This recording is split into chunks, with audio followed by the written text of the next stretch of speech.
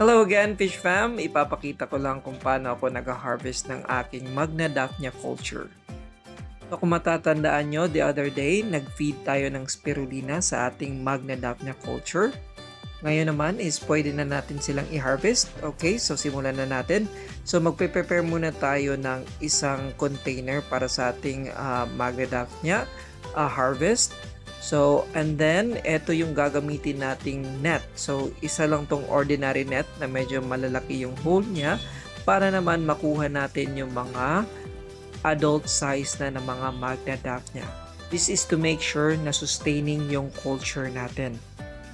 Ngayon naman, ipapakita ko sa inyo kung gaano nakadami yung Magna Daphnia natin. So, pwede na natin siyang i-harvest. So kung makikita nyo, hina-harvest ko lang siya sa top portion lang ng tubig to make sure na hindi nadi-disturb yung ilalim. Kasi mag-crash yung ating culture. So make sure na careful tayo sa pagkukolect ng Magna Daphnia.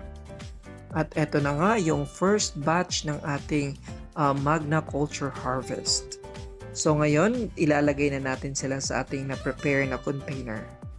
After this, pwede na natin silang i-collect at pwede na natin i-feed sa ating mga alagang isda. Ito na lang muna, like and share for more fish keeping content. Happy fish keeping!